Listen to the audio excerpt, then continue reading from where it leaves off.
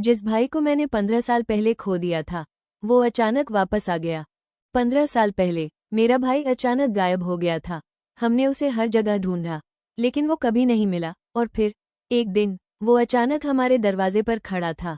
लेकिन वो मेरा भाई नहीं था।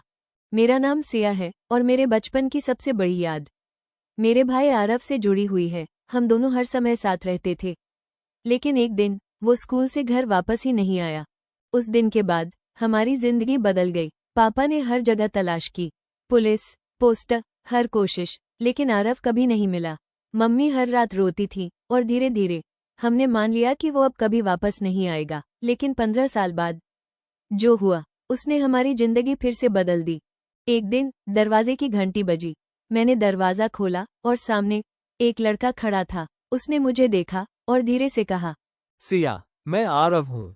मेरे हाथ कांपने लगे। उसका चेहरा थोड़ा बदला हुआ था, लेकिन उसकी आंखें बिल्कुल वैसी ही थी। लेकिन मेरे दिल के अंदर कुछ कह रहा था कि कुछ ठीक नहीं है। मम्मी उसे देखते ही रोने लगी। पापा भी भावुक हो गए।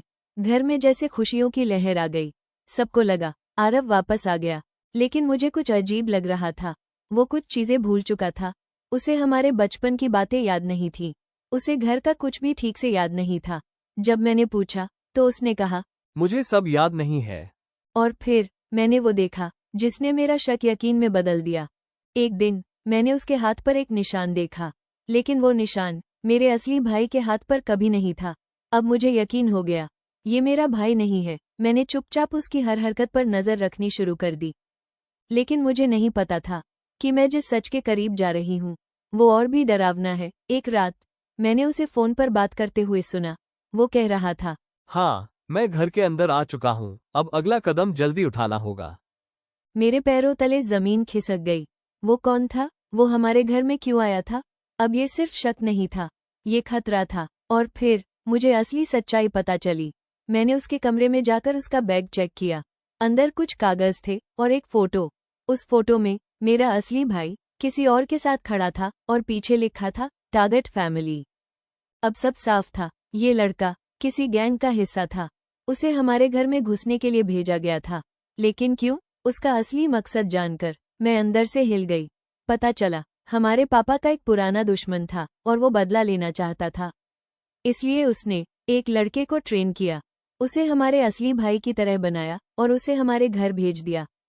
मैं टूट गई। हमने जिसे अपना खोया हुआ भाई समझा, वो हमारी जिंदगी बर्बाद करने आया था। मेरे हाथ कांप रहे थे।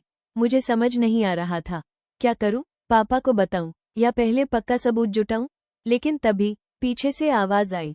तुम क्या ढूंढ रही हो, सिया? मैं डरकर पीछे मुड़ी। वो दरवाजे पर खड़ा था। उसकी आंखें अब वैसी नहीं थीं। अब वो भाई नहीं, कोई और लग रहा था।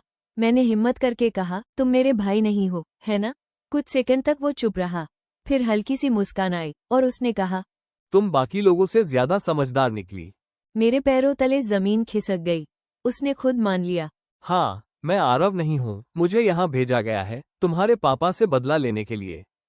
मैं डर गई। क्या चाहते हो तुम? वो धीरे से बोला। अभी तो बस घर के अंदर आना था, अब असली खेल शुरू होगा। लेकिन मुझे नहीं पता था कि अगला कदम मेरी जिंदगी बदल देगा। उस रात मैंने फैसला किया, डरने से कुछ नहीं होगा, मुझे पापा को सब बताना ही होगा। मैं भागकर पापा के पास गई, सब कुछ बता दिया। पहले तो उन्हें यकीन नहीं हुआ, लेकिन जब मैंने वो फोटो और कागज दिखाए, उनका चेहरा बदल गया। पापा ने गहरी सांस ली और बोले, ये उसी आदमी का काम है जिसे मैंने सालों पहले जेल भिजवाया था। तभी अचानक घर की लाइट चली गई और वो लड़का गायब हो गया। कुछ सेकंड बाद हमें बाहर से आवाज आई। वो भागने की कोशिश कर रहा था। पापा ने तुरंत पुलिस को कॉल किया और कुछ ही देर में पुलिस ने उसे पकड़ लिया। जब पुलिस उसे ले जा रही थी, मैंने उसकी आंखों में देखा, वो उतना खतरनाक नहीं लग रहा था, बस टूटा हुआ था। मैंने धीरे से पूछा, तुमने ये सब क्यों किया? उसने कहा, क्योंकि मुझे बचपन से सिखाया गया कि यही मेरा काम है। उस दिन मुझे समझ आया, वो भी एक मोहरा था, किसी और की नफरत का हिस्सा। कुछ दिनों बाद हमारी जिंदगी धीरे धीरे सामान्य होने लगी, पर एक चीज बदल गई थी। अब हम किसी पर आंख बंद करके भरोसा नहीं करते थे, लेकिन साथ ही हम ये भी समझ चुके थे कि हर गलत इंसान अंदर से पूरी तरह बुरा नहीं होता। कभी कभी हालात उसे वैसा बना देते हैं और जहाँ तक मेरे असली भाई की बात है, हमने उसे ढूंढना कभी बंद नहीं किया, क्योंकि उम्मीद अभी भी बाकी थी। अगर इस कहानी ने आपको चौंका दिया हो तो वीडियो को लाइक ज़रूर करें और कमेंट में बताइए, अगर आप मेरी जगह होते तो क्या करते।